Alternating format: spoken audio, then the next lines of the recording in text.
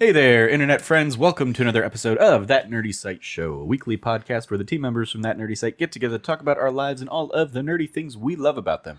I'm your host, Trevor Starkey, and joining me once again, Cameron Abbott. How you doing, Cam? Hey, what's going on, everybody? What's going on is today we're going to be talking about our Metaphor ReFantazio first impressions.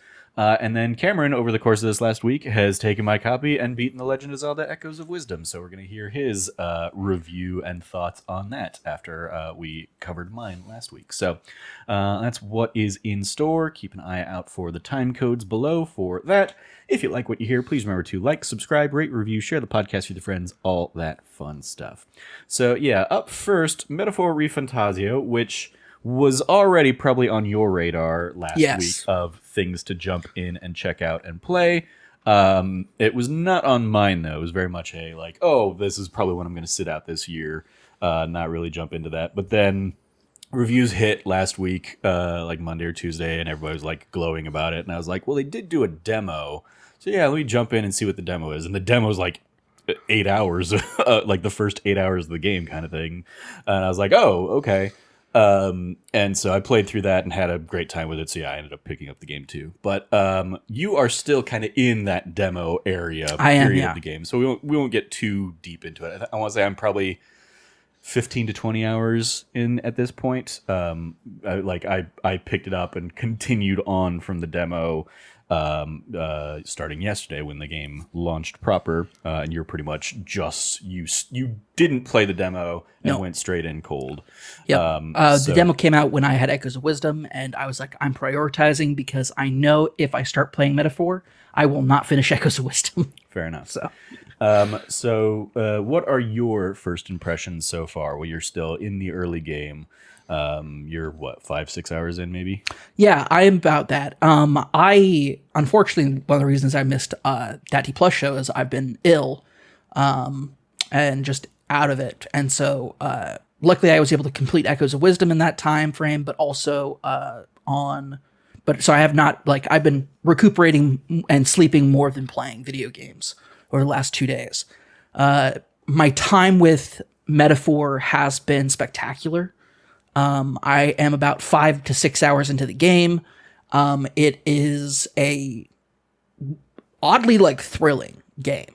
In addition to that, I will say, what is the typical kind of Persona startup that we're kind of used to of establishing the normalcy of a typical, high schooler life or quote unquote typical high schooler life. Sure. Yeah. Being prosecuted for a crime and becoming a juvenile delinquent is not the typical life of any teenager. Being railroaded by political enemies. This one right from the get-go is just hey, we're popping off. We're popping right off.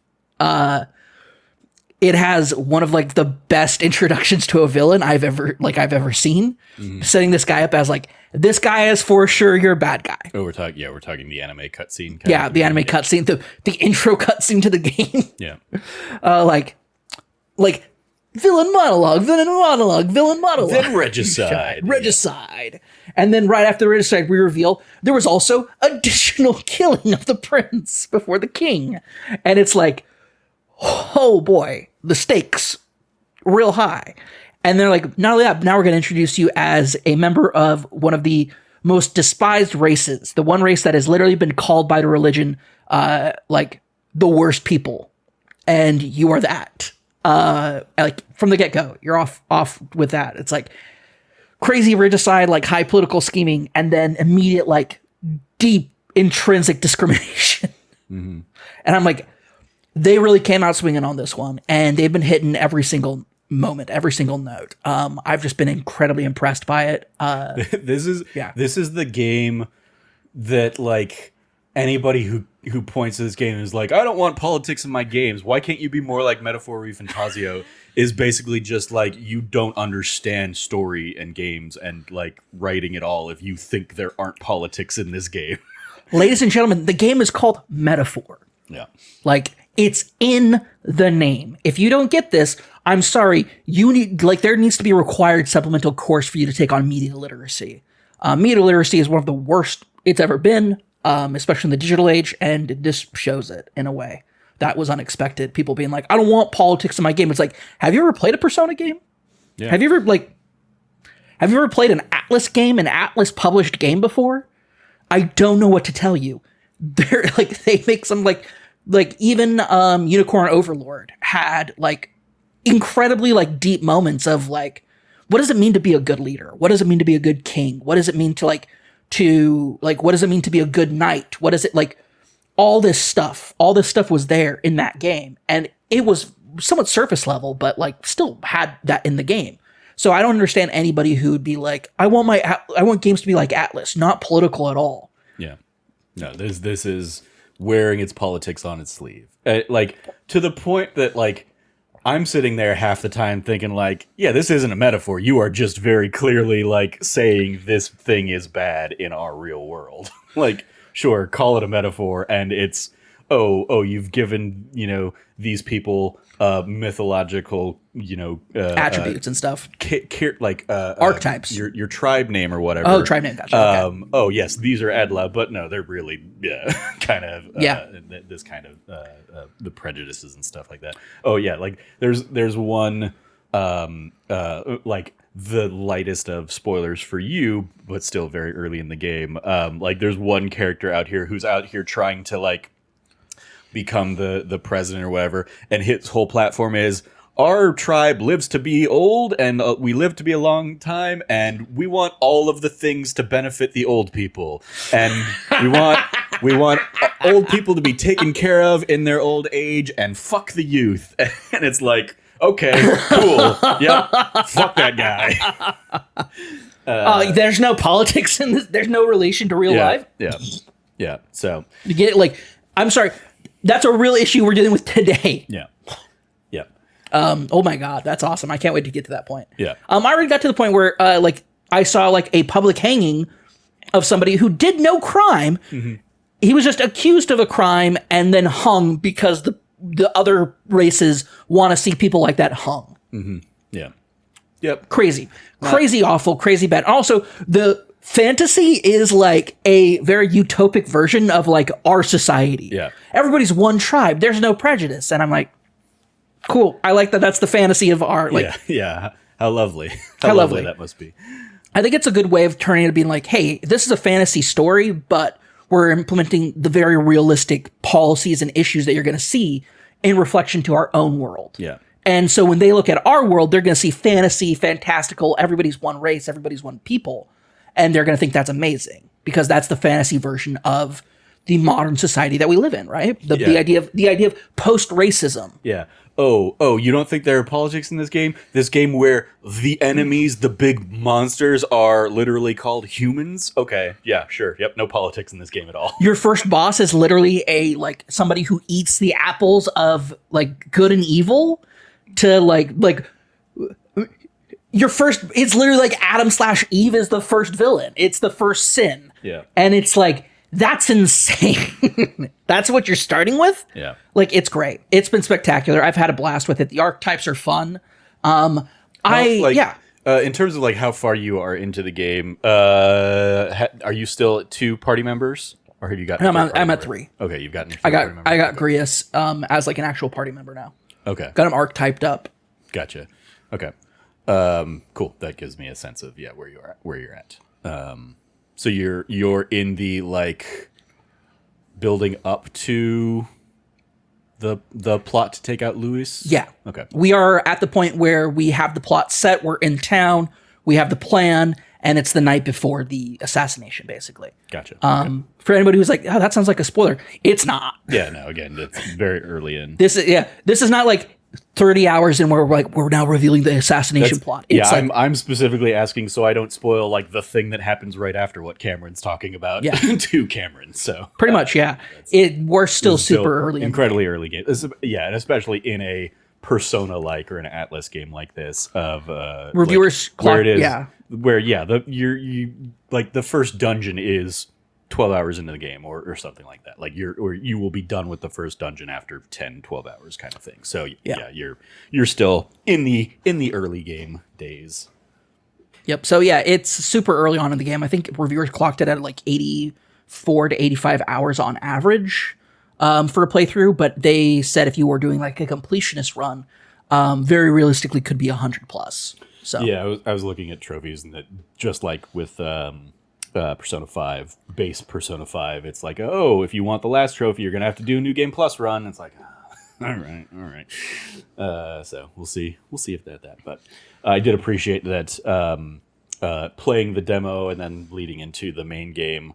A lot of my trophies like just immediately started popping when Nice. I triggered like the next thing. Like there are a couple of like story progression trophies that you'll pop throughout the demo time frame of the game, but then basically when you get to the next story progression trophy, those earlier ones pop at that point. Nice. And Okay. then there are other things where it's like kill 50 of this, or kill 50 enemies, or do 50 of this type of combat thing, and like just the next time you do one after that in the base game or in the real game, you'll pop the trophy and stuff. So I was like, cool. I didn't have to worry about like trophy glitches or anything like that. But yeah, having fun with it. I will say, yeah, combat wise, one of my favorite things is, so in Persona 5 Royale, they introduced the idea of like just railroading through enemies that are low level for you, and immediately you picking up the rewards from that. Introducing that from the get-go of this game is game changing. Like, they're no longer monotonous battles, and there's also a point to doing the attack first. If you do the attack continuously, stun your enemy, get in there, and then you also are given bonuses to being unscathed. Yeah. Like right away from the get-go, I'm loving this. I think it's great. It's always making me want to be more strategic, and it also gives a penalty for just running around and not paying attention. Yeah.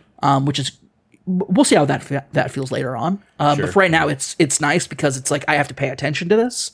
One of I guess actually, I don't know, maybe this is only a thing. I'm playing on easy mode.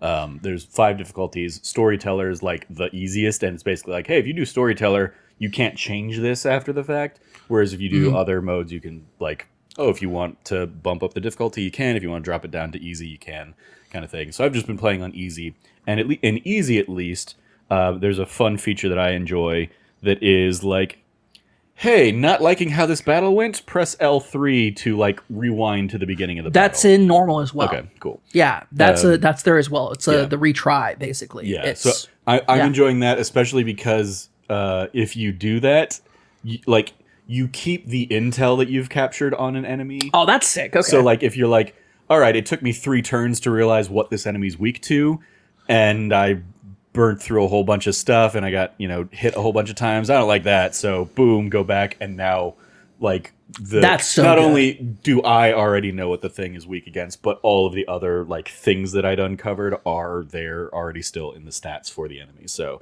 it's like cool, great.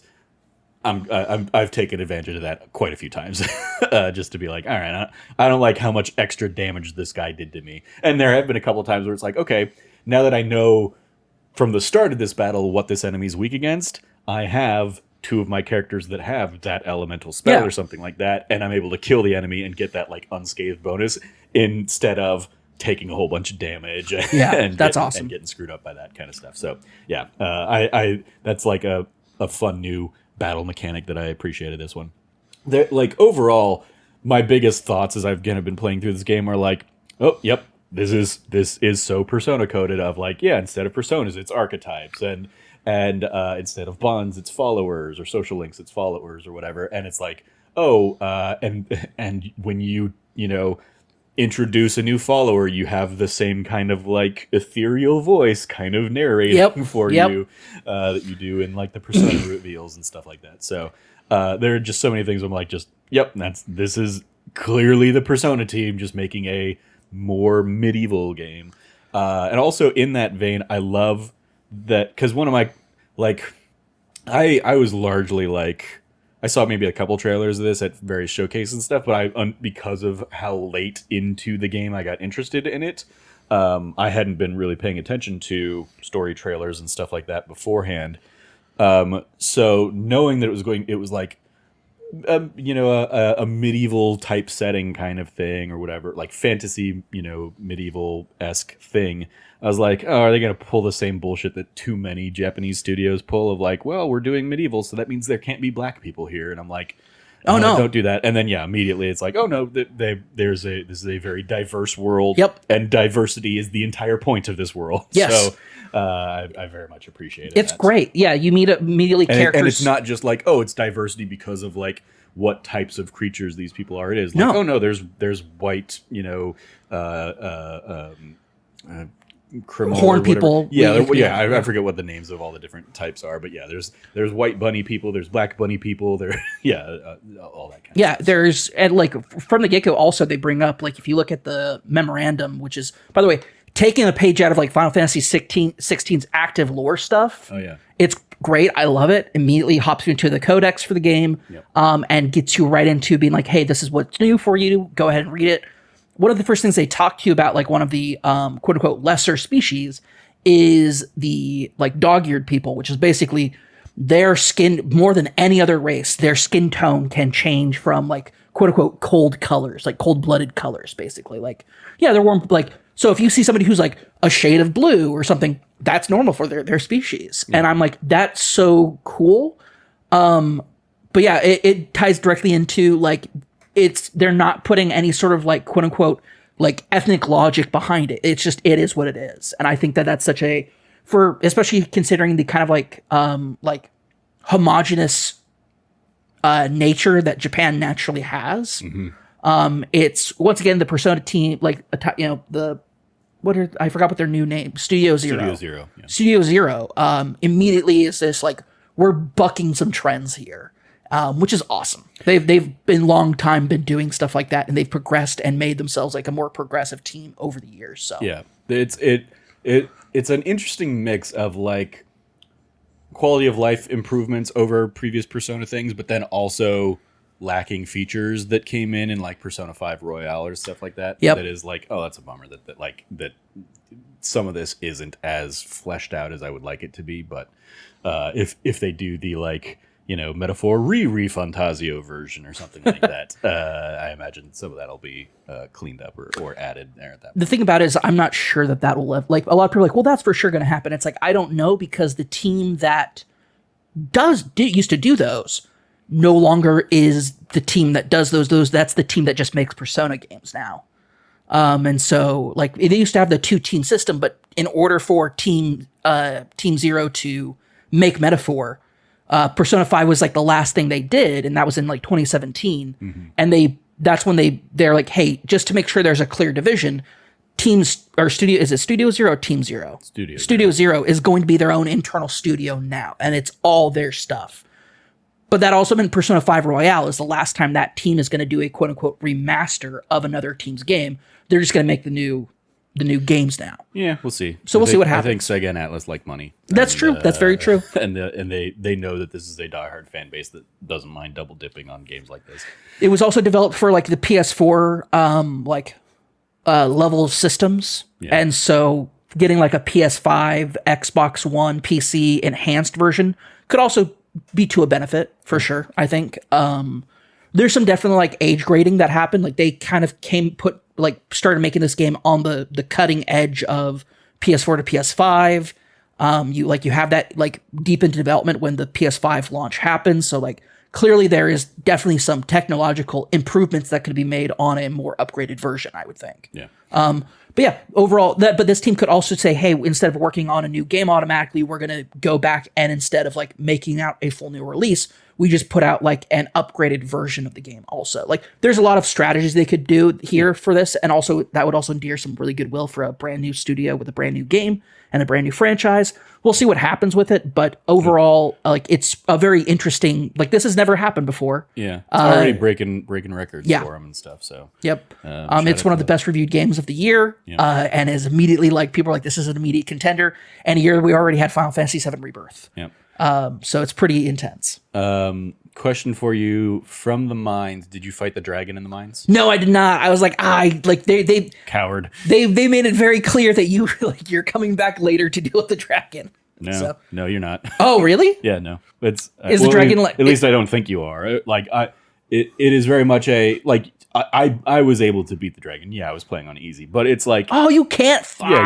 You can beat the dragon, and it has like a pretty nice beefy weapon kind of hidden behind it for Stroll. in his like warrior class. So yeah, it was. I specifically I was like, all right, let me Google this real quick and see if I can beat this dragon. If I should try and beat this dragon, well, like what's the logic there? And it's like, yeah, it's a good thing to try and beat. It's like weak to ice, so like you can either like prepare. Basically, it's weak to ice and it uses fire attacks. So you want to at least switch your default class away from the Seeker class because the Seeker class is weak to fire. So you'd get like some extra hits from that. But yeah, like if you switch to a mage class or the merchant in like the room right before it, he sells some like ice attack items. So crap. Yeah, it's definitely a thing you could do. And then not only is it a good weapon, but it's also a weapon you can purify in the church, in the church once you get that ability, so you can beef it up even further. So, and it's, I'll say, another 10 hours into the game, it's still the weapon that I have on that guy. So, yeah, it was a good call. I'm way past the point where I've saved and auto-saved out. There's no way. Yeah. I mean, this is a Persona game, or a Persona-like game. Yeah. You got to be making way more saves, man. Like, my methodology is pretty much like when I'm not in a dungeon, I'm like using one of those slots for every day of like the stuff, and then when I'm in a dungeon, I'll typically like cycle between a couple slots or something like that for my saves. But I mean, I gotta be smarter about it. I'm out of practice. I gotta be smarter about it. There you go. Well, you know what? There's something for me to do something that's fun on my New Game Plus now. There you go. Yeah, not the end of the world, certainly. Shout out to you just being a coward, like calling me out. Well, I mean, like it was a like, because the first question I was going to ask was at the beginning of the game when you get dropped into that like combat area and they're like, hey, you're not ready for any of these episodes, and you see so many enemies running around the map. Like that one is. Oh, you fought those ones, but you didn't fight the dragon. Yeah, that's why I was scared to fight the dragon. Okay, because that time I did not. I was like, oh, they're telling me to like stealth around all these enemies, and they've given me very clear paths to like avoid them. Okay, I'll do that.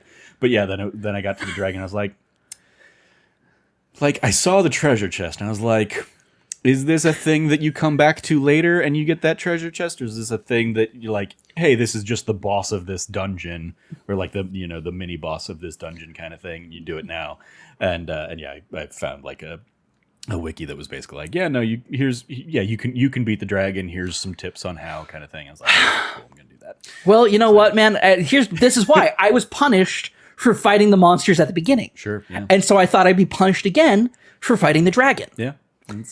The game is very like overt in saying like, hey, we should sneak by this and we should do it quietly. Like we shouldn't even fight these other things because that'll probably bring the dragon up or something. And I didn't fight those other things because I thought that was the point, was you're trying to avoid. And that's if you'd fought the other things, that would have also triggered the dragon fight too. So it's very much like, okay, you either stealth through that area entirely or you get your hands dirty. Yeah, it just, for me, it was just a massive like, oh, they're telling me not to do the same dumb thing I did earlier. Mm-hmm. Yeah. And then, so I didn't do it. Now I'm regretting it because I for sure could have beaten that dragon. Oh, it's fine. I'll do it on New Game Plus. It's all right. There you go. The thing is, they even call out, like, if you don't have the giant ship thing, it'll be hard to beat it. And I was like, oh, so this is clearly a sign that later on I come back with the giant ship thing that I have. And yeah, maybe there is. I don't know. In my time with the game, there has not been like a, hey, here's a time to go back and like check that place out again. But also I don't have a reason to. So maybe if I hadn't done it, they would have been like, hey, here's a bounty for that dragon. Go kill it. Maybe. Yeah, we'll see. But yes, trying to think. Yeah, so I don't want to dig too deep into further stuff because I don't want to spoil anything for you there.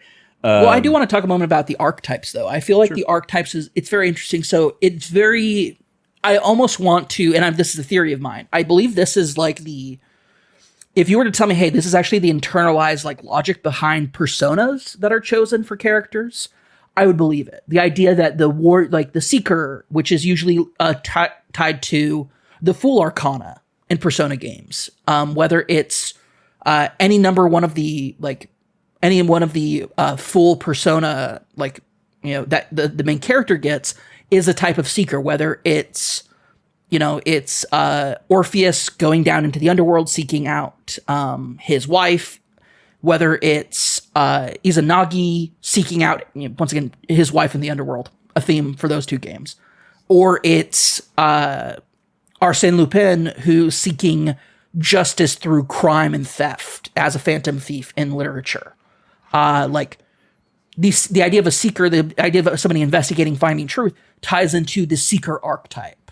The idea that your first big companion gets the quote unquote warrior archetype, whether it's any number of the sort of like secondary characters that you pick up in any Persona game, their persona is tied to a type of warrior. Whether it's Captain Kidd, whether it's I don't recall any of the others, so I can't. It's okay. I don't remember Junpei's, and I don't remember. I'm sure there's some element to that. I mean, or they're like, I mean, again, it is a just differently coded Persona game. So it is. Like, it's the team banking on what they know and the kinds of stories they know and tell very well, but they don't have the terminology to use for the Arcana stuff and all that. So, like, sure. I appreciate it more so because it is much less a Persona system of Pokemon-esque gotta catch them all or catch them and like have your supply of them that you can switch between in battle and stuff, and is more a job system, a la like a Final Fantasy 5, 10, or 10-2, or what, those kinds of things. And I've already been playing a ton with like switching up the job, like the archetypes, and especially when you get some later quests in the game, and I mean not too much later, but like, oh, the game has bounties that you open up. It's like, go to this dungeon and kill the big bad boss of that dungeon. A lot of times it'll say, here are the recommended archetypes to take in that dungeon with you. Cool, okay. And there's some that you haven't unlocked yet. Yeah, there'll be a couple that, or like so far there's only been like one case where it's been like, oh, I don't have that one yet. Cool. But it still has like 2 that I do have, and so I could, stack up my team with that kind of offering. Like I could go in with like 2 warriors and a knight or something like that. So I enjoy that, and then I also enjoy that it has a and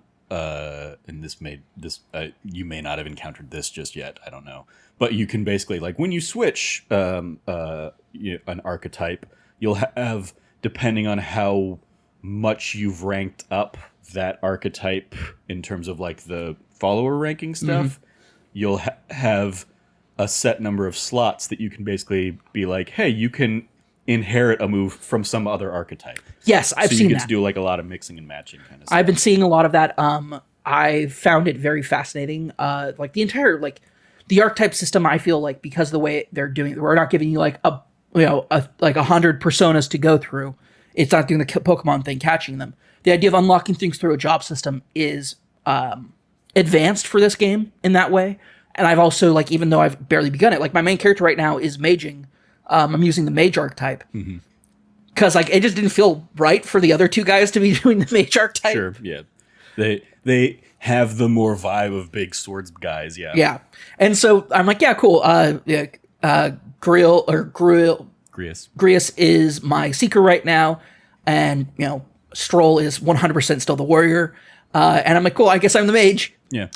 Too bad for the first 5 levels I was putting my bonus point into strength, but now it's going to be put into magic. I mean, but you're going to, you will switch so many times over the course. Yeah, that's what I picked up on. I've already got 4 or 5 archetypes across different characters at the level 20 cap. See, I'm excited for that. I'm very excited for the cap on it, and like, there's the cap, but also the relationship tied to it that unlocks the next level for whatever that is.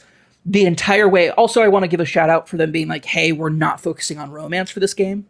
Shout out to them for that by basically being like hey, this is not going to be a dating sim game. I miss that element, but that's fair. I think that's totally fair. I like that idea of it by basically being like, we're like, there's not going to be like moments of like romance. This is a very like, it's not that kind of story. And I respect them for not going into that. It's not, and there aren't like romances, but like you can absolutely still put that on the relationships if you want, I think. If you want to see have that lens of story. Yeah, like I've had a couple conversations with Stroll where it's like, I want to help you and I want to go to your, your village and help you with that. And it's like, oh, this could very easily be seen in a like relationship sense. Oh, absolutely. Or friend sense. And it's really like the game's just not giving you a one way or the other on that front. Which I think is totally totally cool. I think that there is a for Studio Zero to be like, hey, we're not making the next Persona dating sim.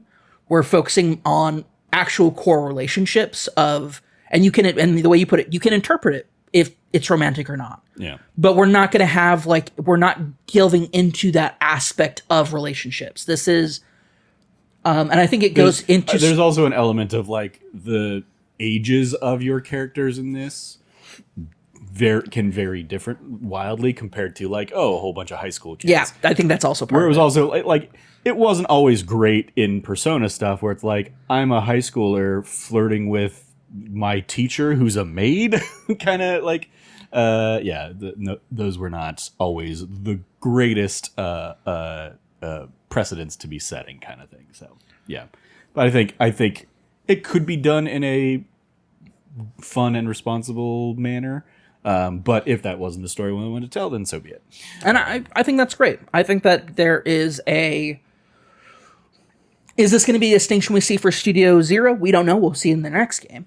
But I think that this is like, if you're like, oh, well, what's the distinction? What's the difference between a Metaphor and a Persona game? And it's like, Persona games are more about like that personalized, like, I don't know. I haven't played enough to really tell you a difference, but based on the impression I'm getting in that aspect of like romance not being a bigger facet of it, like romance is a massive facet of like teenage life, especially when you're in high school. Like you're like, there are a lot of where it's like, am I going to get a girlfriend? Am I going to get a boyfriend? Like that's a very big part of the social aspect of high school. Yeah, I mean, and sure, it's not necessarily as big an aspect in like, I'm running for the king of the world and trying to win all of the people's sympathies towards me or something like that. But also like it didn't need to be in Final Fantasy X either. But Yuna and Tidus have a nice little love story in there. That's a fun thing to see play out. So I don't think there's anything wrong with any of that. I think it's just like what story do you want to tell, and the fact that they leave it open for what lens you want to put on it. Yeah, totally cool. Yeah. Stroll is a baddie for sure. Also, I love that your protagonist is much more voiced in this. Yes. One. Like that when you're making choices, you hear those choices come out of his mouth, and you hear the characters respond to him in kind. And it's a very good reflection of your options and the dialogue that's said afterwards. Yeah. There's very clear the tone that is going for. There is a little bit of he's a little like I'm not like head in the clouds, but there is sort of like especially at the beginning of the game when they want to give exposition, they give the impression that he doesn't always like pay attention to the details. There's very much a like you can select I'm picking this answer because the player doesn't know the answer to this that while the character might, or the little more naive or new to this world kind of options versus like the more I know what that is kind of thing. I 100% chose all of those. I know what it is, so I didn't even find out about like we're gonna go find the dude who's our contact up in the Northern Fort until I had already joined the card. I'm like, hey, if they're giving me this option, I'm gonna take this option to understand like, is this like you're playing through it again option, or am I going to actually get this exposition later on anyway? And the fact that I got that exposition on later anyway felt cool. Like I didn't have the kind of like, what's that one thing again? It was that, but also I like that there's aspects of it where it's like, yeah, you wouldn't know what the royal scepter is because you're like that's never been part of like your deal or your story. Like that's not anything you would have ever encountered or talked to anybody about. So yeah, you don't know what the royal scepter is. Yeah, the thing I'll be curious to see as the game continues to play out will be, obviously this game, as we've touched on, has a lot of like brushes with discrimination and prejudice and that kind of stuff. And I'll be curious to see how the options align with what options I maybe want to say. And there have been a few cases where, like, the game gives me the option to say kind of a, hey, fuck you, buddy, response, which is absolutely what I want in some of those moments. Absolutely. I also love, and this is maybe a little bit beyond where you're at, because you haven't started actually building up the relationships with characters yet. I've unlocked the rank 1 for the 3 ones that I have so far. Yeah, so in like Persona games, when you're having those conversations that are like, oh, you're building up stuff, there would be like a little like, oh, if you select this answer, you get like 3 points towards the relationship. If you pick this answer, you're going to get like 2 points towards the answer. And maybe that'll be boosted if you have the right persona, aligned or something. They've done away with that and replaced it with, oh, if you pick like this answer, you're going to get some extra mag.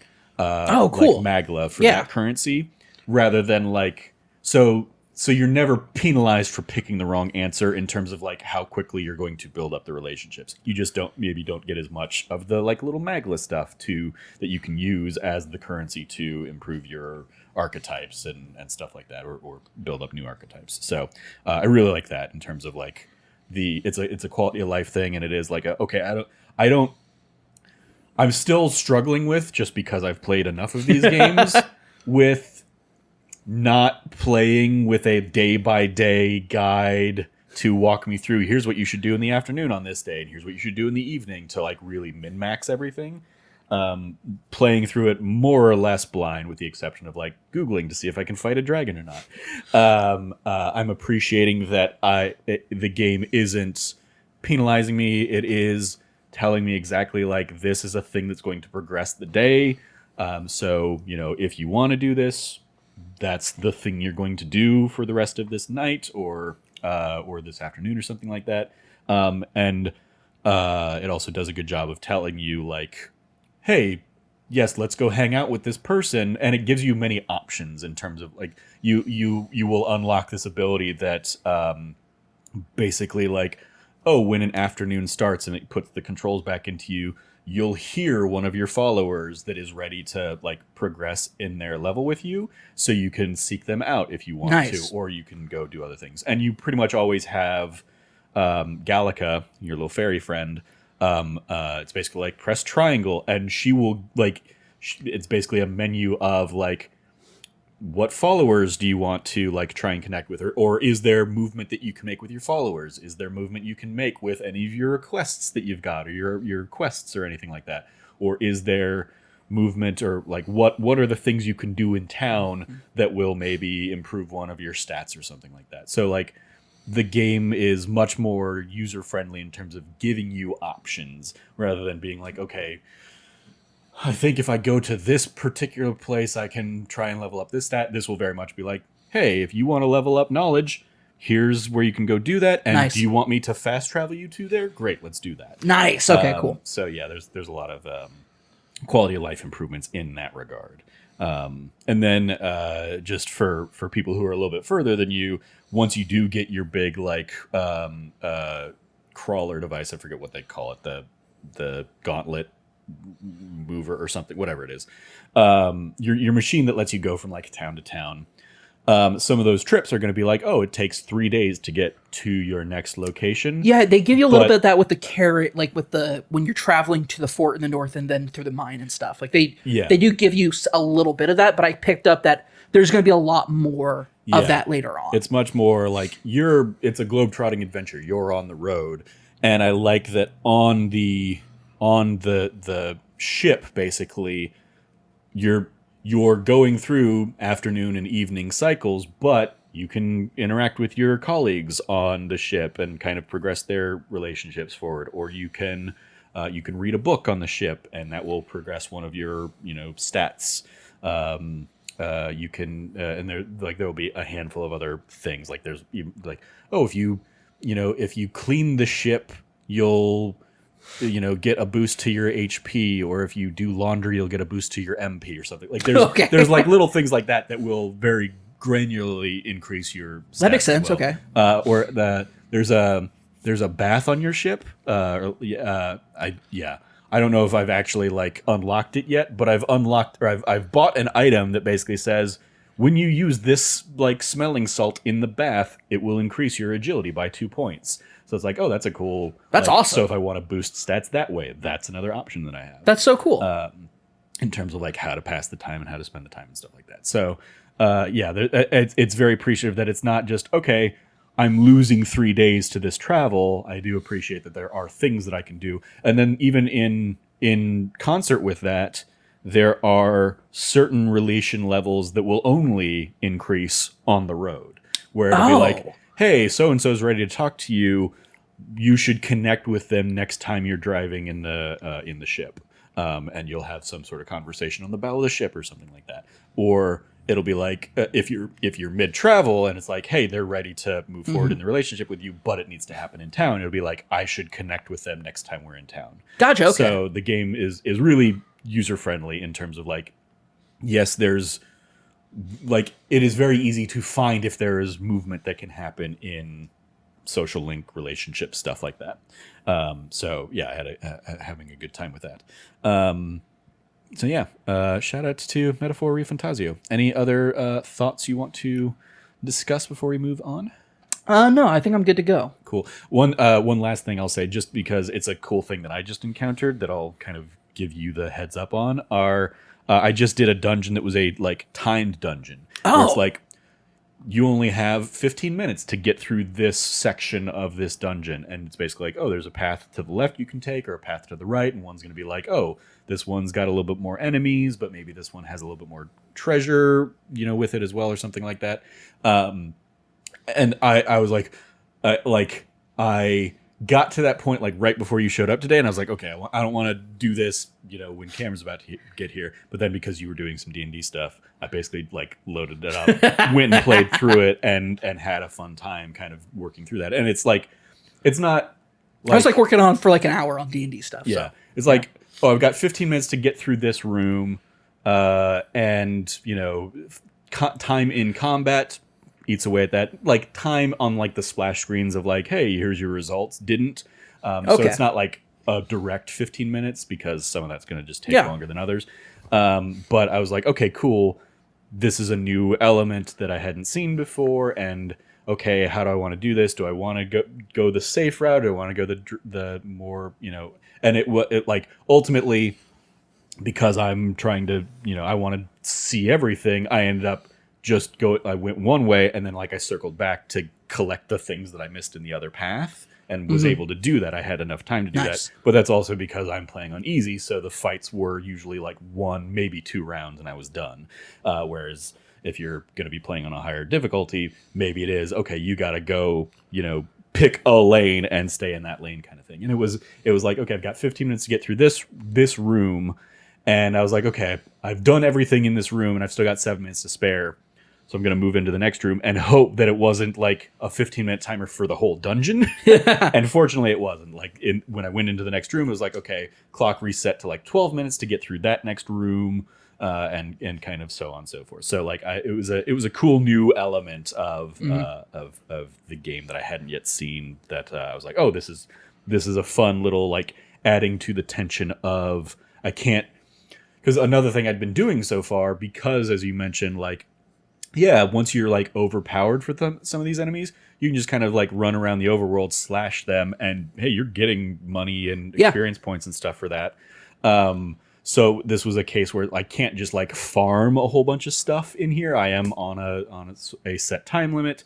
Another thing I've appreciated that even though I'm playing on easy, when I'm going out and doing some of like the side dungeon quests and stuff like that, the enemies are of an appropriate level. I'm not like, I haven't walked into a dungeon yet where I've been like, oh, I'm from the jump over leveled, overpowered over everybody and just cleaning through. Like I'll be able to overpower some of the enemies maybe in some of those dungeons. But it has been a good balance in terms of like the difficulty is the game isn't letting me get too far over leveled.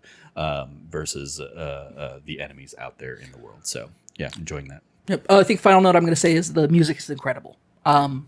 The music it's weird. I think I saw somebody doing like the handshake meme of like the two hands shaking. Yeah. And it was like Fire Emblem fans and I think it was Final Fantasy or Persona fans. And it's like that handshake of like, and then it's like Metaphor ReFantazio soundtrack. And it's like, yeah, it has a lot of like the big orchestra choir moments. You're saying they did it with the like Hulk Hogan Predator handshake or whatever instead of the handshake from this game?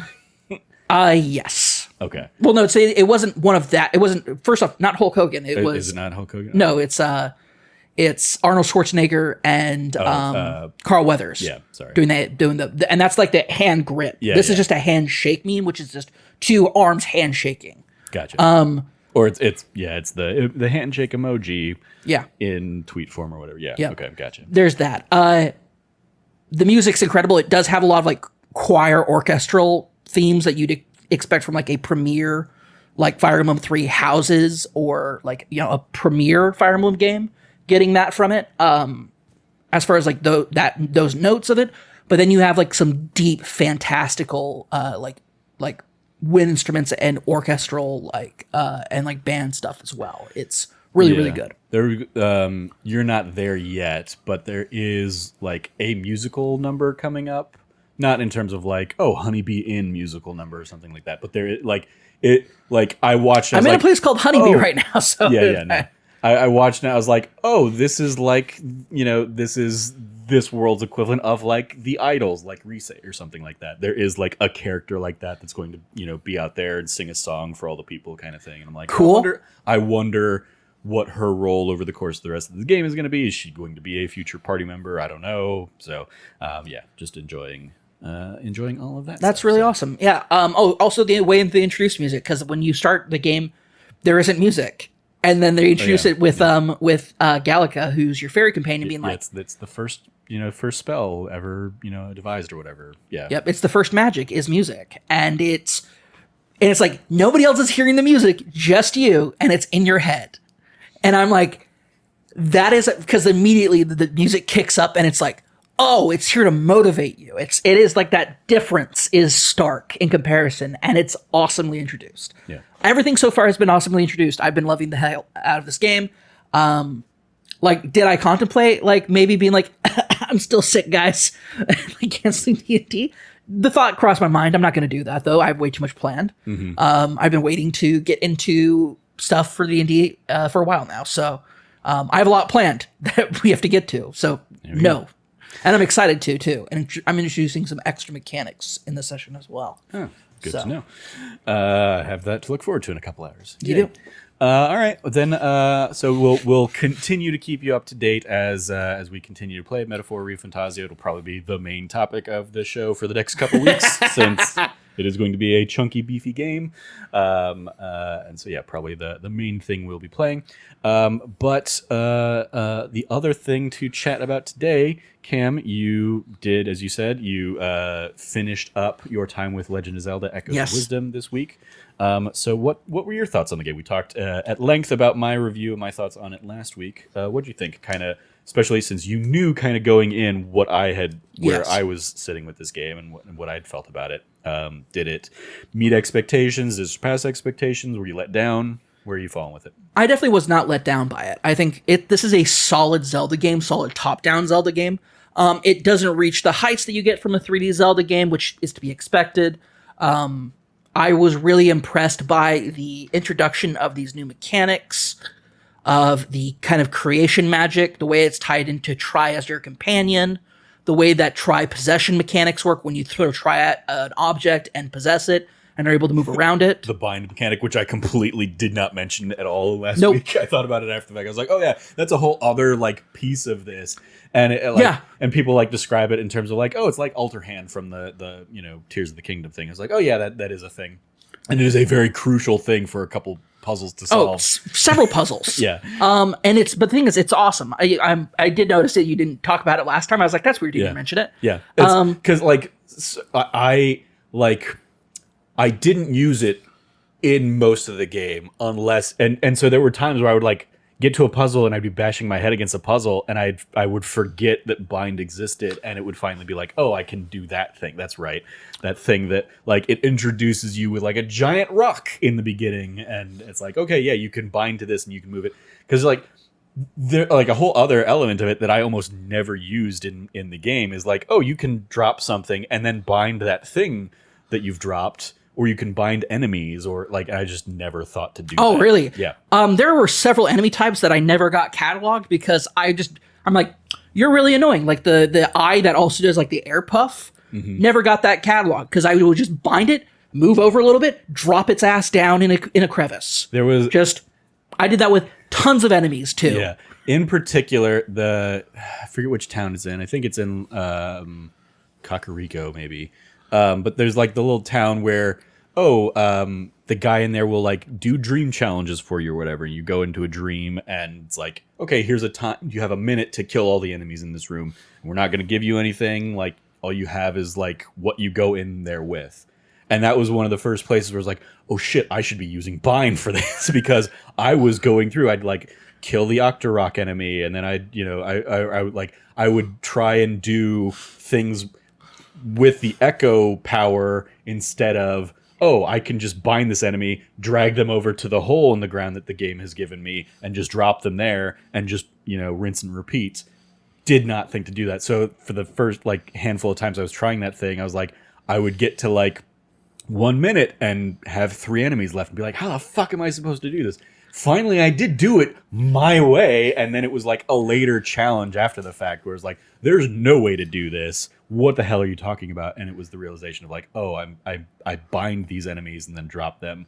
That would have made the previous challenge way easier than I was making it. So yeah, it was like much like last week, just was never on my mind in terms of like a puzzle solving mechanic of this game. I used bind quite a bit. The difficulty with bind though is because you don't control the binding, you have to like maneuver around it and stuff like that, so it can be really annoying sometimes. Yeah. There were a lot of puzzles that got me like really pissed off in a few times. I only ever had to look up I think like 3 puzzles the entire game.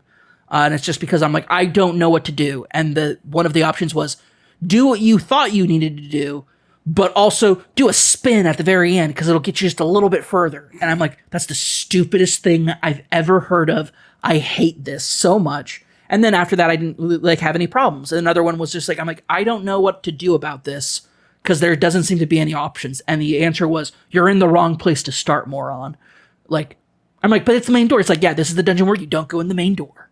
And I'm like, okay, again, I guess that's weird, but all right. And then like, I didn't have any trouble after that. I will say like a couple of things. One, I did not find any of the bosses like inspiring, or like in awe of. I think that when you look at like all of the bosses, including like Echo Link and Echo Ganon, were overall underwhelming.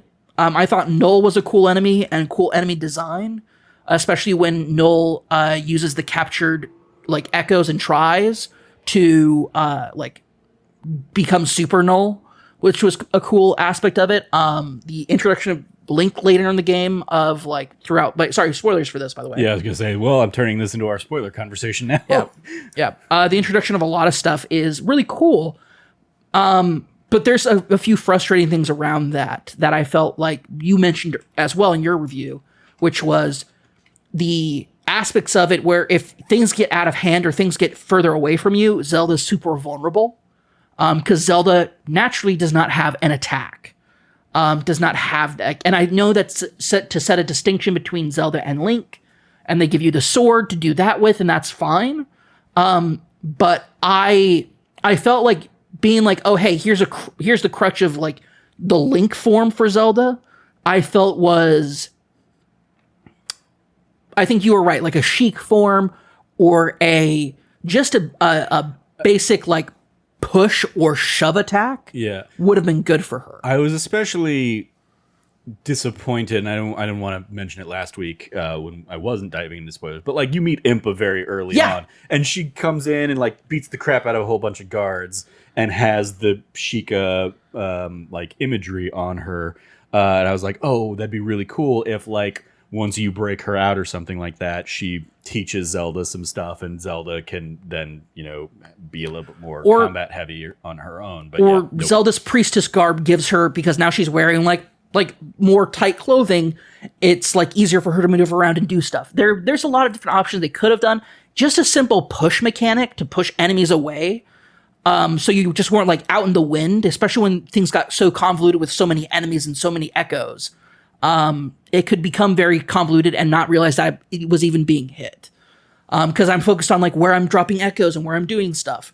At the end of the game, I started doing what you said you did the entire game, which is where's my toughest, beefiest echo, drop it, cool, we're done. Yeah. I used before that. What was yours, by the way? It was the because mine was a like 5-star like level 3 Lizalfos or something like that I found like in a cave dungeon kind of. Mine thing. was the 6-star or 6 try like general orc thing that I found in the Deku Forest. He's in a side corner over there, and if you kill him, his echo shows up later, but it's like one of those controlled echoes that like an actual like shadow echo. So you don't get, if you kill it, you don't claim it. Yeah. So I found it in the actual forest in like a corner by one of the shrine areas where you have to drop the shrine ball on. Yep. Gotcha. And I'm glad I did that first, his area first, because I could see how if you went around to all the other ones and lost a try mark for it, you only had like one left. It could have been a really hard fight. Yep. I either used him, or if I needed ranged guys, I dropped 2 level 2 spear like Bokoblin guys. I would use the simple spear guys for like the mages that would like fly and then bamf around the map. I was like, all right, I'm just gonna drop you guys, or like I would drop a bunch of like boomerang guys or something like that to be like, all right, you just throw. Oh, she took a couple of you out. All right, I just drop a couple more. Yeah. It came time for like elemental combat stuff. Like you need to have the right element. I would bring out the mages for it, and that was useful. But like, I don't know. There's a lot of improvement that could be made off of this system that I really hope they take into consideration if they continue down this sort of like line of like of wisdom games with Zelda. I think would be really cool.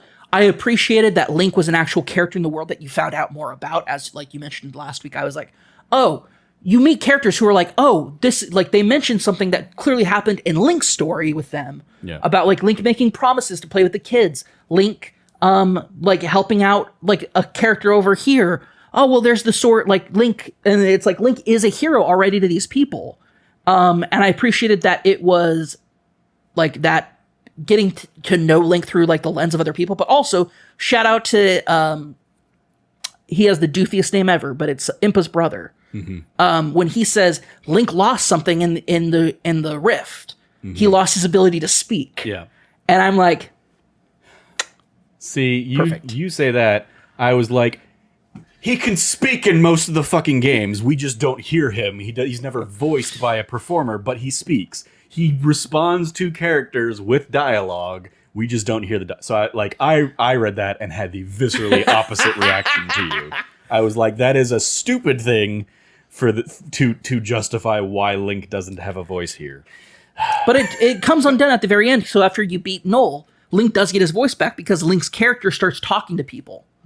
And also that's when Impa's brother does the jumping around different positions, like analyzing Link. Yeah. Is because Link's talking again. And I'm like, that's cool.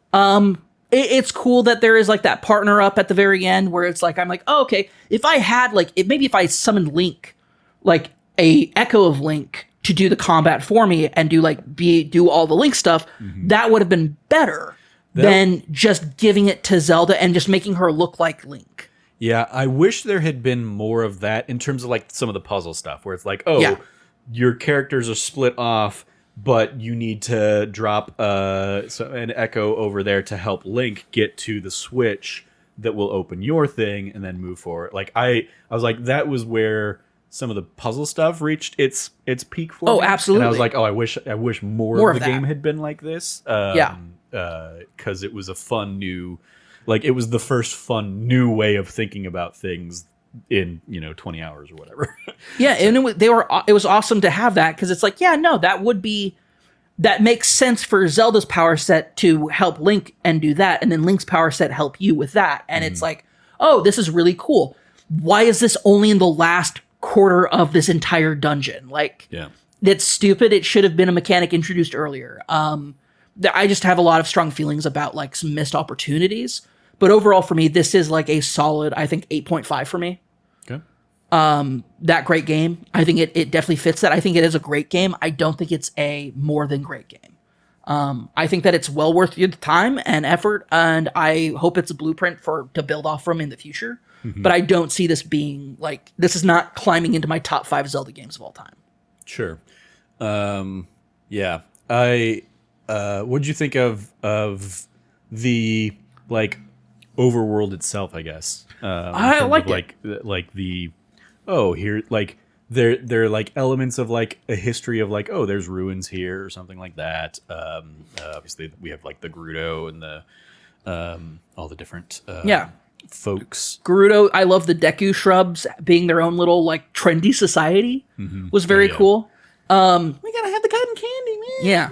Yeah, cotton candy. All right, you freaks that are calling spiderwebs cotton candy. All right. I know, especially they're like, but you get free cotton candy. It's like, yeah, but my house is gone. Yeah. Great moments like that. Very humorous stuff was throughout the like spread out throughout the game. I would have liked more of that. Mm-hmm. But I will also say I appreciated how small the dungeons were. The dungeons were smaller, more concise, and there is like an importance to solving the puzzles that were in that dungeon, one after the other, to be a solution, rather than like the Link adventure running through and like having to fight through like 30 rooms in a dungeon. Yeah. Because there are enemies there and you're fighting and you're active.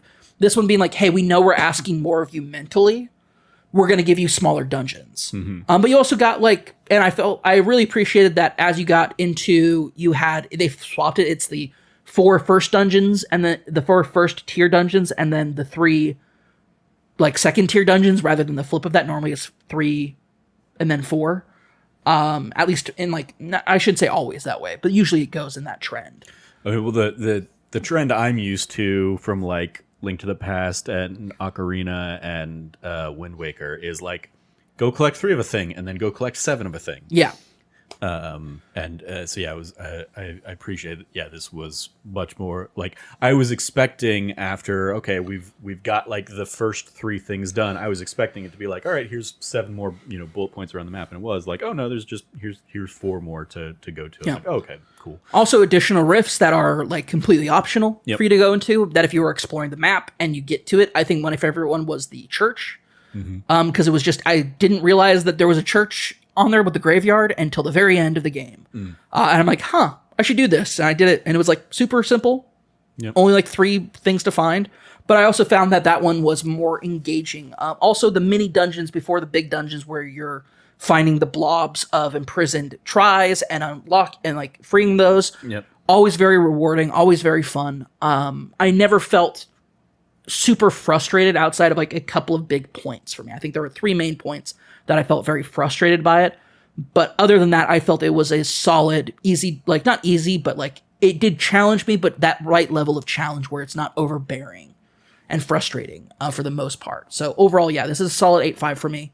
It does not reach a 9. I think there's way too many missed opportunities for it to reach the 9, but it's good. It's great. One of the things I didn't want to mention last week because I didn't want to like tip the hand on it, especially like it's introduced very early on of like, oh, creatures come into the rift and then maybe the rift sends back out a shadow creature, and so you get like the Shadow King of Hyrule and the Shadow like General Right and Mistress Left or whatever.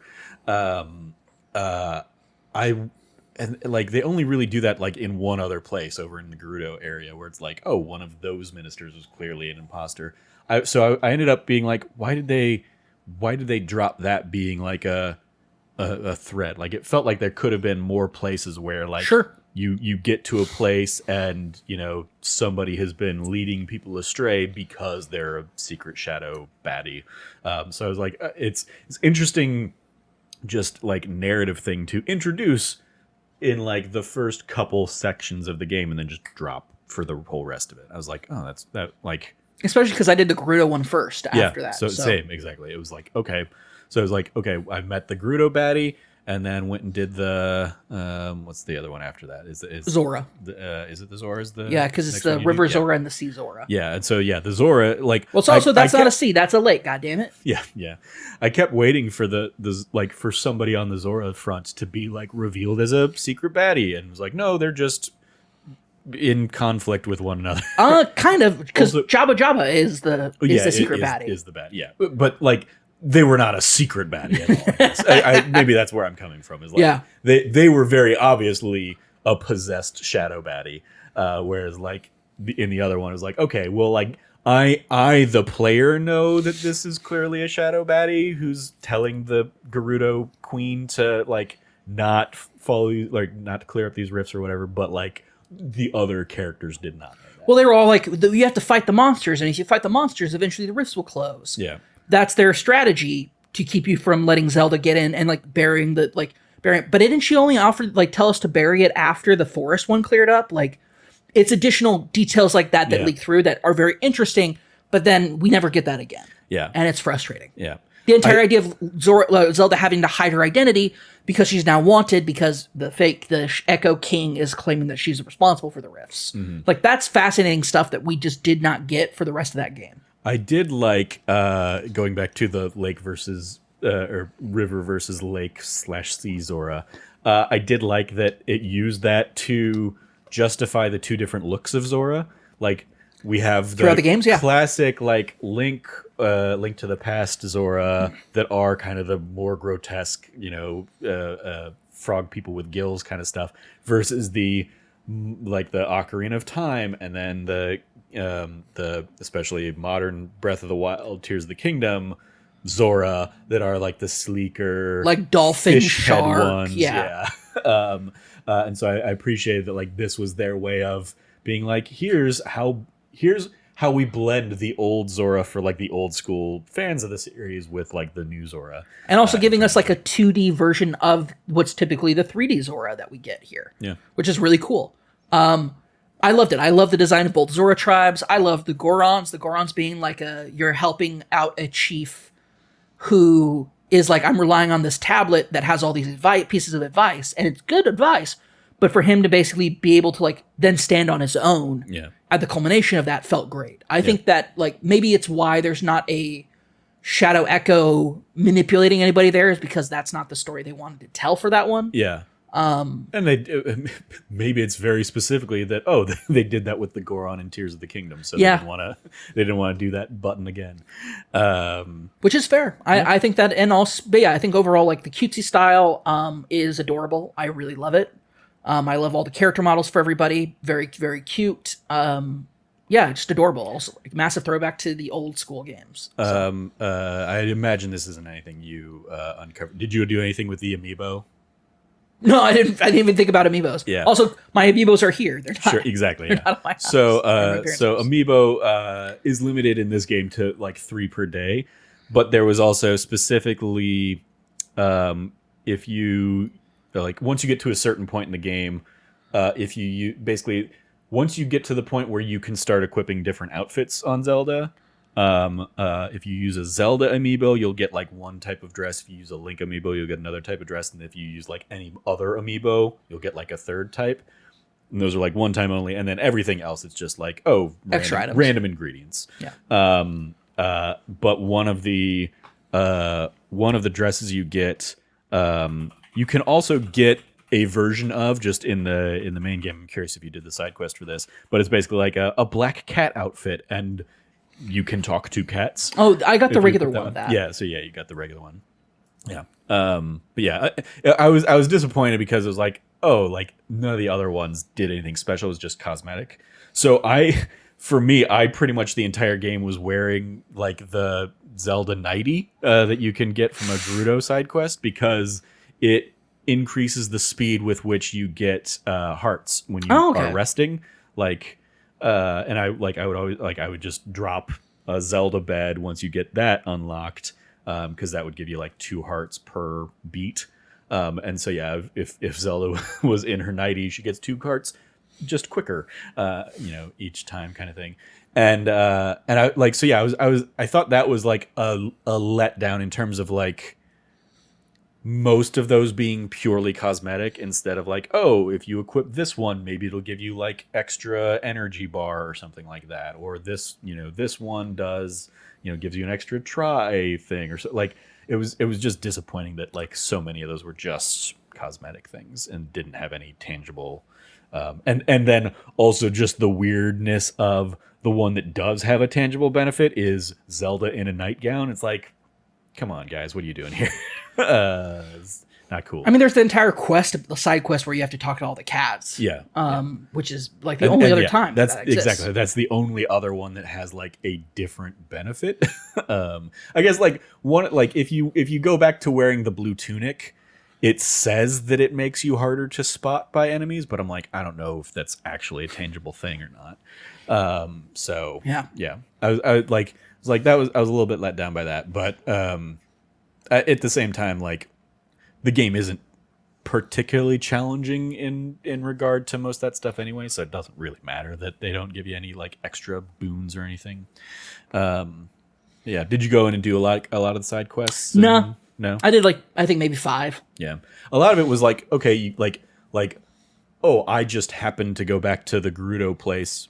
Do I have? Oh, and that was specifically one of the side quests where I just didn't think about bind for the longest time, and it was like because there's a side quest there. It's like, I want to see a tumbleweed. Show me a tumbleweed, and I was like, how do you if you touch the tumbleweed, it disintegrates, and you can't I tried to use the fan to see if I can blow the fan, the tumbleweed to a place. And how did you do that? Yeah, I didn't. You have to bind the tumbleweed and then carefully with your bind get it up there. And it's even with bind, it's tough because there are a couple places where it's like, oh, you're going through a 1 square wide spot and you just need to not be too far left. Yeah, that sounds annoying as shit. I'm not gonna do that. I mean, once I knew that I had to do it with bind, and the other thing is also once you bind it, it is in relation to you in that positioning that was tricky. That's why I'm not doing that. So it's okay, I gotta very clearly bind it from the top and be 1 or 2 spots away from it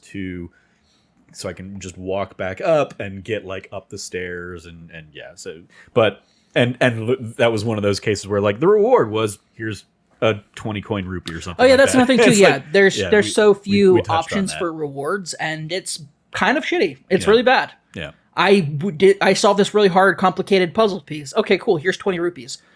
Doesn't make me feel good. Yeah, you can give me a 50 rupees, and you can say in the description that it makes you feel good. I didn't feel good. Yeah, yeah. It was very because the rewards were basically oh, a fairy bottle for the 4 of those that you can get, or I get maybe it was, I wish more things had been the strange stones that you can use to power up your abilities, because I felt like those were, I never used those. Those were so largely just, hey, go you find them from digging in a place. And there was at some point and this would have been a side quest with the fairy the not Grand Fairy, whatever Great Fairy, the Great Fairy, thank you. At some point, she gives you a side quest to go collect some items from the Gerudo and the Zora or whatever, and then you bring them back to her, and she gives you a thing that will basically give you a beacon sound, it's an accessory that when you equip it, it will ping when there is a strange piece nearby that you can dig up somewhere or find or get from somebody. So it's okay, cool. If I want to use that, and I did use a ton of them to power up or to extend my energy bar or to power up my sword attacks and stuff like that. But yeah, if they were very much a completely optional thing. So it sounds like that was maybe your bind in this where pretty much you weren't using that, so it wasn't on your radar. All right, cool. Any other final thoughts before we wrap up? No, I think we're good. All right. Well, yeah, those are our thoughts on Legend of Zelda Echoes of Wisdom. Spoiler-filled stuff. Yeah, again, I think we both had a good time with it, or a great time with it, because I gave it, I think, an 8, and you gave it an 8.5. I don't remember. I may have given it an 8.5. I don't recall. But yeah, great time with the game. I too would like to see what a Tears of the Kingdom-ified version of that is, in terms of okay, here are the building blocks we're working from for the next version. But yeah, we'll see what they do with it. All in all, a fun time. All right, well, that is going to do it for this episode of That Nerdy Site Show. Thank you, Cam, for joining me to talk all these fun things. As I said, of course, we'll be back with more of our Metaphor ReFantazio thoughts in the weeks ahead. As a point of order, we are recording this on Saturday, so still very early in the opening weekend of us. I'm sure between now and when this episode drops, we'll have put another 10 plus hours into it, each of us, probably guaranteed tomorrow. Since we're not recording or anything tomorrow, I guarantee it. Hell, I'm probably going to go sit down with it for another hour while you grab dinner or something before our D&D night. So, stay tuned for all that. You can follow Cameron at RevCabot, 2 B's and 2 T's. Anything you want to shout out there, Cam? Yeah, I want to give a massive shout out to Trevor for soloing this latest episode of That D Plus Show. I sent him my thoughts. Like I mentioned at the top of the show, I was out ill. Turned out to be for the best because I slept for a ton instead of coming over here and podcasting. But I wanted to put out, I really enjoyed what we reviewed for it. So if you are curious about Trevor's thoughts and my thoughts, because I sent him notes, go ahead and check that out. It's a great time. I guarantee it. Won't have the kind of fun, breakdown stuff that he was probably planning for it, which is a shame. I still did the general show. That's the thing with That D Plus Show that works so much is that so much of it is here's the structured format of it, so that if it is a solo show, I still have here are all the segments that we would talk about. And so I still went through all the trivia and stuff, and it was basically just instead of a conversation with you of what we thought about the show, I walked through my thoughts on it and peppered yours in where they were appropriate based on what you had sent over. So I didn't have any little mini games or anything for this one. Yep. So unfortunately no mini games, but the overall structure of the show is still there for people to watch. It was a very exciting time. So indeed. Yeah, it's still probably a 30-45 minute podcast. Just talking through everything. So you can follow me at Trevor J. Starkey, and that admittedly would have been my shout out as well, because that's really the apart from that, hey, if you want more of my thoughts on Echoes of Wisdom, go catch last week's episode where I talked more in depth about my particular thoughts on it. But you follow all of us over at That Nerdy Site, or go to thatnerdysite.com for all the latest from us. Once again, if you liked what you heard, please remember to rate, review, subscribe, share the podcast with your friends, all that fun stuff. Thank you for listening. As always, stay nerdy and be good to each other.